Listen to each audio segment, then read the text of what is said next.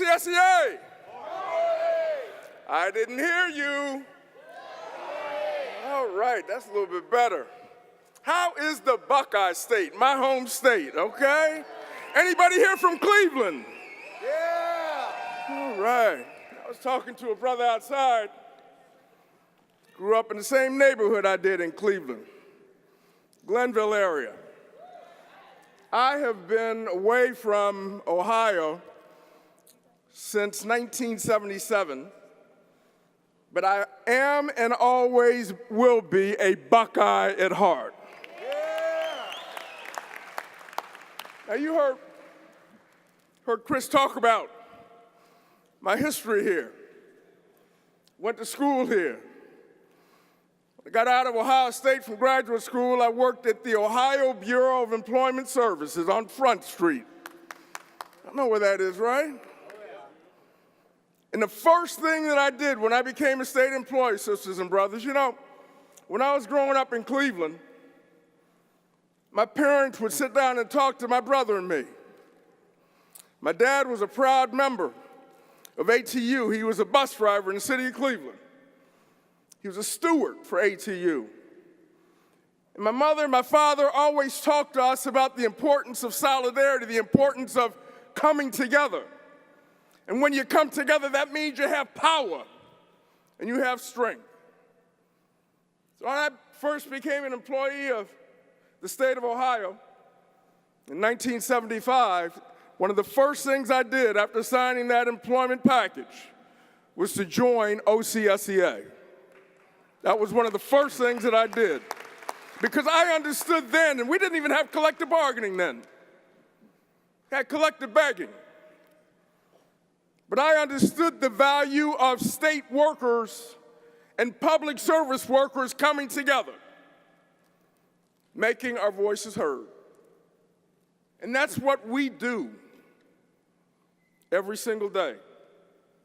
I want to give a shout out to my partner, my buddy, my friend, who not only is your leader, but he sits on the International Executive Board of AFSCME. He's a leader not only in Ohio, but across this country. He fights the good fight every day. He walks with you and talks with you. Give Chris Mabe a round of applause for what he does.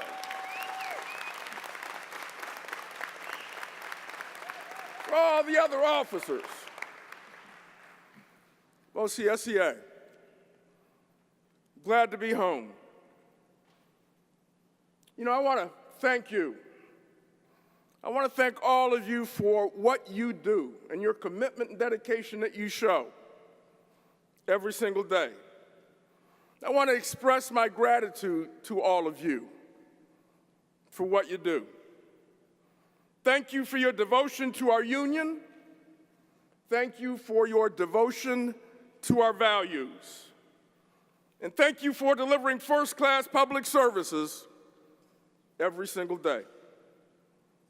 Whether you're on the job, whether you're at the bargaining table, lobbying your elected officials, or just talking to your fellow members, you never quit, do you? You never quit on your job, you never quit on your communities, you never quit on your union. And you never quit fighting for what's right, for those values, the values that have sustained us for so many years.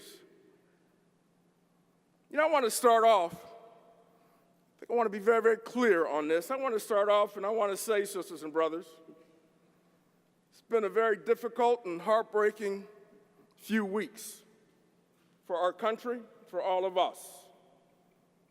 And for those of us who've put equality and unity at the heart of our work. Let me try to connect some dots for you if I can. You know, in 1968, there was a group of sanitation workers represented by AFSCME, Local 1733 in Memphis, Tennessee, who decided they were going to go on strike in the Deep South. 1,300 African Americans, because they were sick and tired, being sick and tired. They were tired of being mistreated, no dignity, no respect on the job. They walked out and went on strike when two of their brothers were crushed and killed in a sanitation truck, even though those sanitation workers constantly and continually complained about safety and health issues to the city, and the city ignored them. Those sanitation workers went on strike in February of 1968. And a lot of you know this history. They carried the signs that said, "I am a man." And it wasn't only them, it wasn't only AFSCME, it wasn't only the sanitation workers, but it was the whole community coming forth, getting behind them, supporting them. The faith-based community, civil rights community, the labor community, coming together like never before in Memphis, demanding justice for those workers. Dr. King traveled to Memphis on numerous occasions.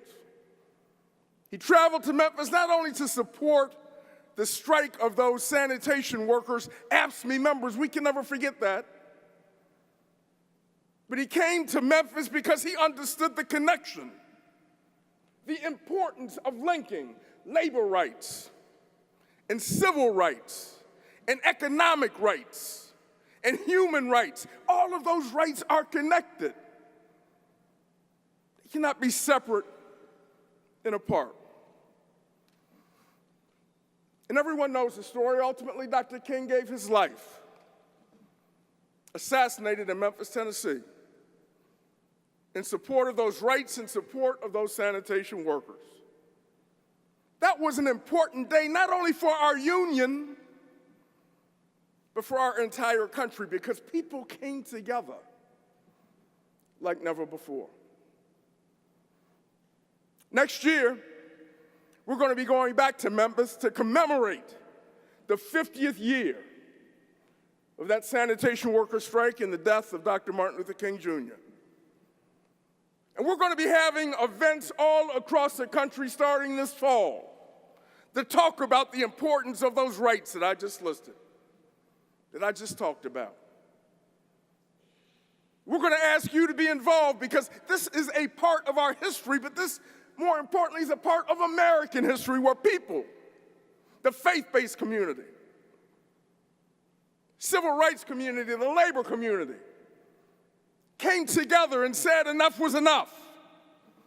And we've got to stand up and we've got to make our voices heard. The slogan for this campaign is simply this: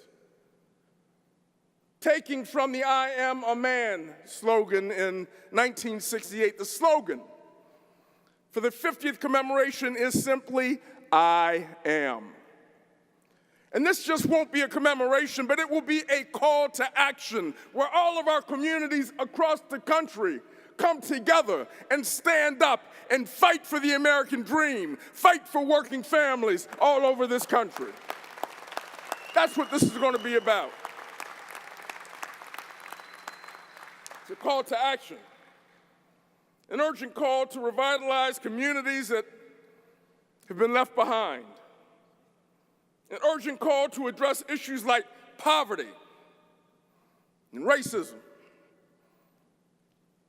and economic health for all, an urgent call to rediscover the connection between civil rights and human rights and labor rights. So it feels cruelly ironic that we're preparing for this commemoration at a moment when the nation's racial wounds have been reopened in such an ugly and frightening way. Sisters and brothers, it's up to us. It's time for all of us to say without reservation, without hesitation, without equivocation, that what happened in Charlottesville 2 weeks ago was absolutely reprehensible, and we can't stand for it. We can't stand for it. Every single one of us every single one of us has a moral responsibility to stand up against racism, anti-Semitism, against bigotry of all kinds. What happened in Charlottesville was domestic terrorism, plain and simple. We've got to call it what it is and call out those responsible for it. It's up to us. It's up to us to heal this wound, to be a voice for moral clarity, a voice for basic dignity. You know, this moment calls on all of us to lift each other up, to break down barriers, to celebrate our common humanity, and embrace our neighbors. Because that's really what AFSCME members do every single day. That's what you do every single day. We're in it for our community. We believe in public service. All of you serve the common good. You don't provide essential public services for the fame and for the fortune. You aren't becoming millionaires and billionaires off of being public service workers. You do it because you care. You care about your communities, care about your families, you care about your union. You do it because helping people, supporting your communities is more than just a job. It's a calling. What's the thanks you get for all your service and sacrifice for putting your neighbors above yourselves? Sisters and brothers, we've got some folks out there that don't want us around. They don't want to hurt us.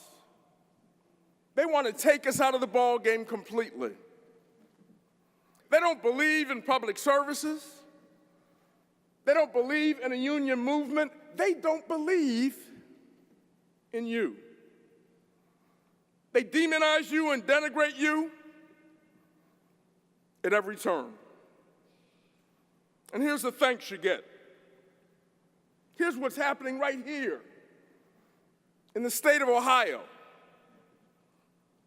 Even though you're fighting and providing those public services every single day.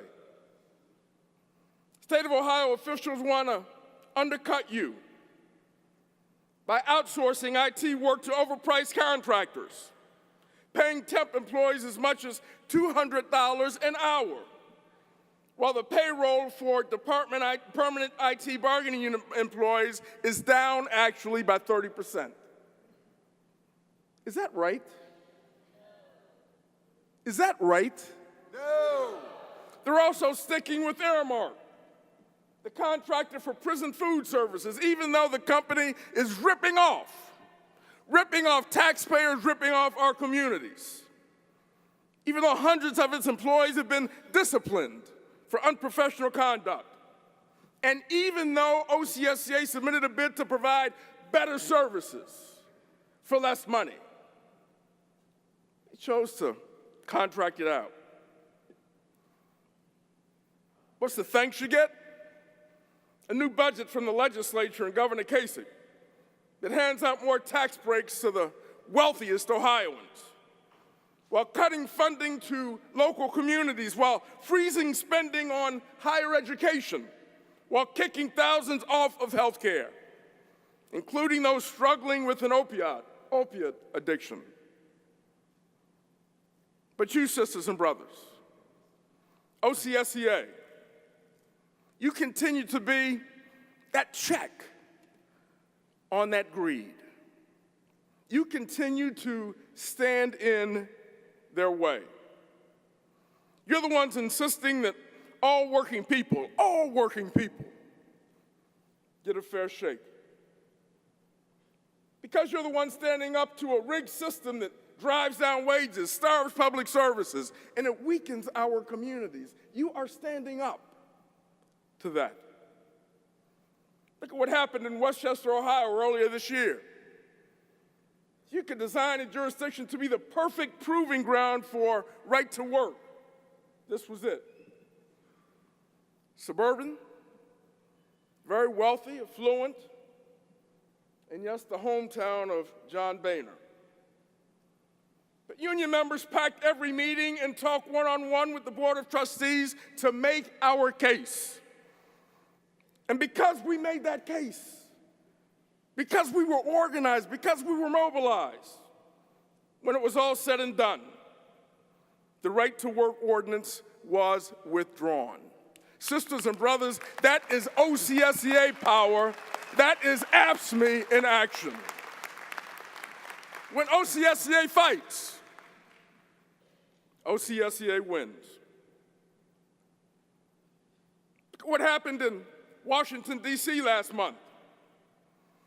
Congress spent all spring and summer on a crusade to repeal the Affordable Health Care Act, to take health insurance away from 23 million Americans across this country, to cut Medicaid by hundreds of billions of dollars. So AFSCME members around the country, not only in Ohio but across the country, the 1.6 million members of AFSCME, stood up, spoke out, and said, hell no. We jammed the phone lines on Capitol Hill. We flooded email inboxes. We marched and rallied and raised hell at town hall meetings. And what happened? Because of that fight, because of our voices being heard, that bill went down. That bill went down. That is organization. That is mobilization. That is who we are. That is what we must do. When AFSCME fights, sisters and brothers, AFSCME wins. But you know, the struggle has really only begun. Our adversaries are relentless and they play for keeps, and make no mistake about it. We've got all these issues and problems that we're confronted with at the state and local government level across the country. 28 states right now in this country are right to work. 28. That number will more than likely grow. But we not only have states attacking us, but now we have the Supreme Court in the act. The Supreme Court is going to decide next month, end of September, beginning of October, whether they will accept a case. It's actually an AFSCME case out of Illinois called Janus. And essentially what will happen, and they will accept that case, make no mistake about it, and they will determine whether right to work will become the law of the land in the public sector.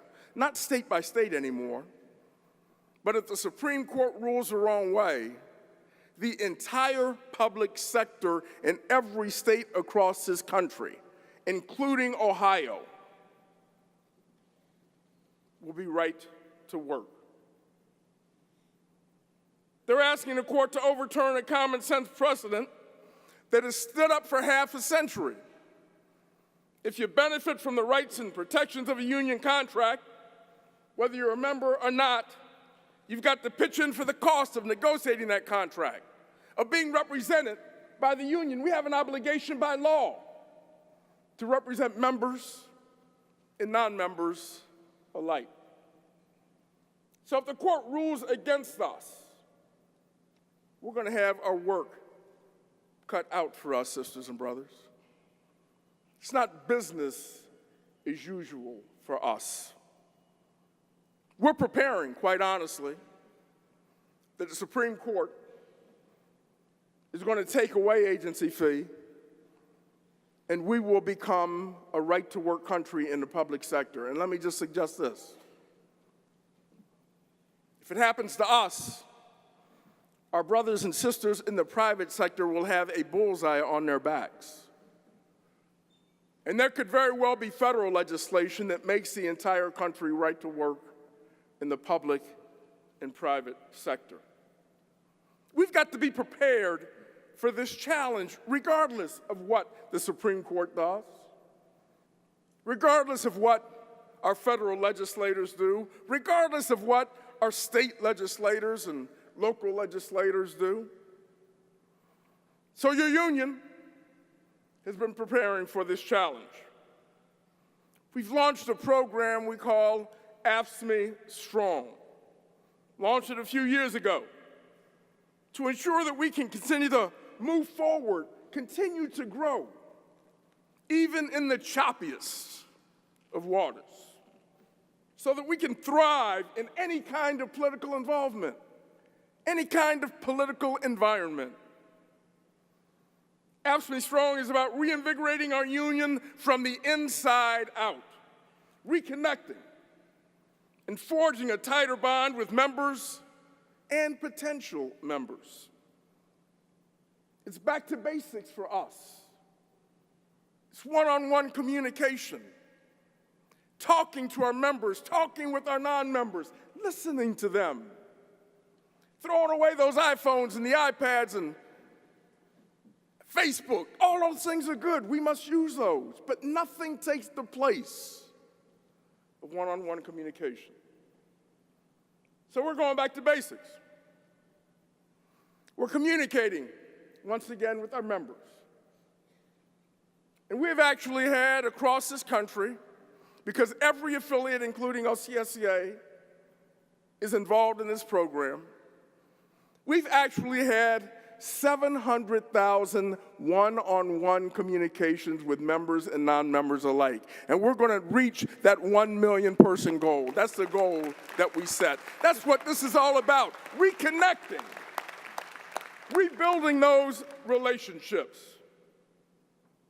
listening to folks about their aspirations, listening to people about their anxieties, asking people to be involved with their union. We're changing the culture of our union. We're more modernized, more member-driven. We're more effectively engaging and energizing our folks. We're stronger because of that. AFSCME Stronger. We've put a renewed emphasis on external organizing. We've still got to grow, even with all the challenges that confront us. Last year, unfortunately, workers within the labor movement, that percentage declined overall in both the public and the private sector. That's not healthy. It's not a good thing. But your union, in AFSCME, we flipped that tide. We actually grew because of the commitment of our affiliates in the national union. Last year, we grew by 12,000 new members. That is good news for us. But we've got to keep it going, sisters and brothers, in order for us to have that power to fight those governors that are attacking us, to fight those state legislatures. We've got to have people power. We're communicating with our members in a different kind of way. We're meeting people where they are, talking to them about the issues they care about and lifting up their individual contributions to public service. We're honoring and acknowledging you and the important work that you do. I want to thank all of you for embracing AFSCME Strong from top to bottom. AFSCME has been an extraordinary high performer in this campaign. Get this. You've completed 25,000 one-on-one conversations, signing up 6,000 new members and over 1,800 new people MVPs. You did that, and you deserve a round of applause for doing that. You understand the challenges that confront us. And now with the state contract set to expire and negotiations beginning this fall, you're ramping it up, with 10,000 members already contacted through phone banking. That's how you build support for the bargaining team. You're reaching out. You're talking with people. That's how you flex our muscles to show the boss that we are serious and we will no longer accept crumbs. We're going to be at that table fighting for every single one of our members across the state in state service. That's our responsibility. That's our charge. That is how we build power. And AFSCME Strong is also about turning crisis into opportunity, about recruiting and mobilizing activists around high-stake battles. Just ask International Vice President Danny Holman, who's in the hall. He's going to be talking to you this afternoon. Danny heads up our Council 61 in Iowa, Nebraska, and Kansas. Lives in Des Moines. He'll tell you the story, but I want to give you a preview. We've had collective bargaining in that state, and it's a right-to-work state. We've had collective bargaining in that state for 40 years, where we had a seat at the table.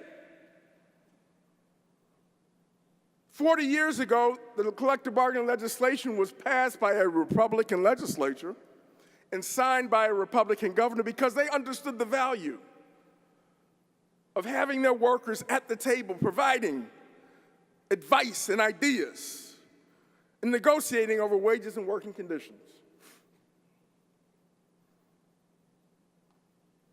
Well, just recently, that state legislature passed a new law which gutted our collective bargaining in the state of Ohio, in the state of Iowa. I hope it doesn't happen here, but it could. Gutted it after 40 years of a process and system that worked. Not only that, sisters and brothers, they thought they'd go for the jugular. They took automatic dues checkoff away from us. No longer comes out of the checks every 2 weeks, twice a month, once a month. They thought, our enemies thought, that that would be the end of Council 61. But sisters and brothers, I was there at Council 61's convention about a month ago with Danny. And I was in a room full of excitement, full of commitment, full of dedication. Council 61 is making their voices heard. They are fighting like hell. They're going to win back collective bargaining. They are hitting the streets. They are fighting back, and they are making their voices heard.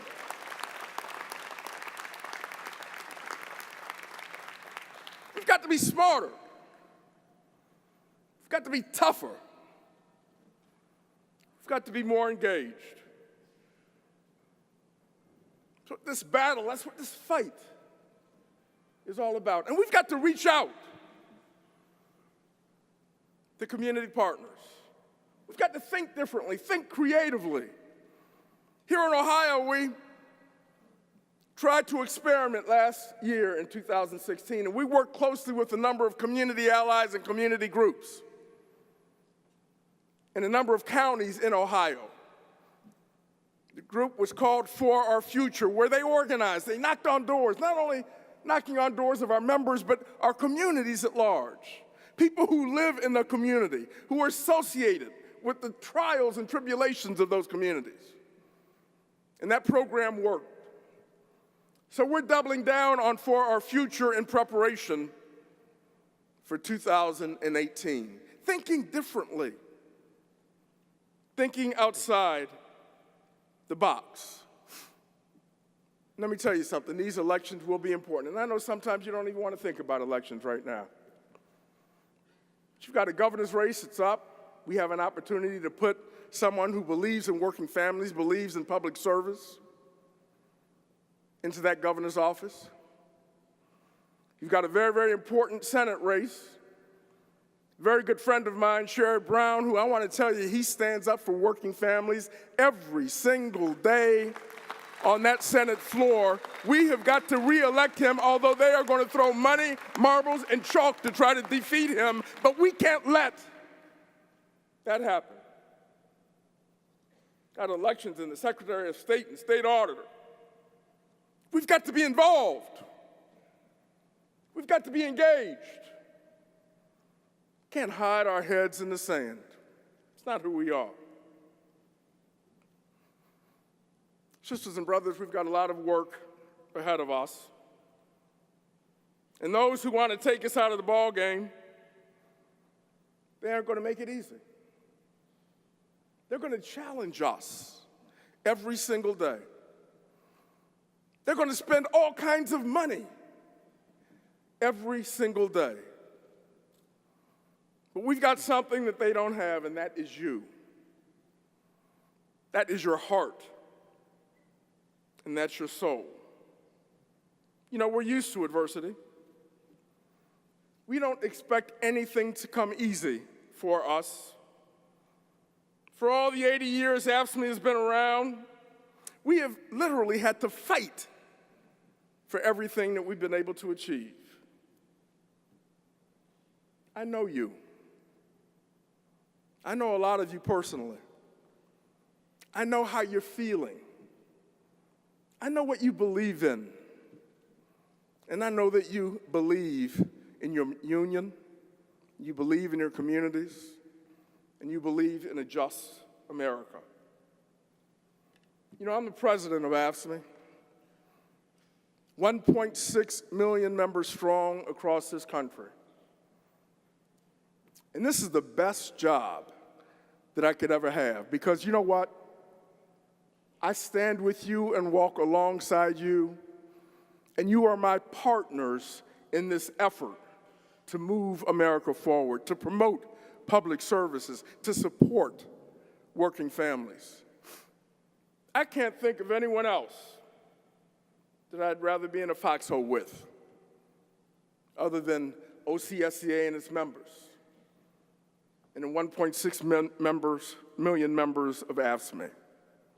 You are truly the everyday heroes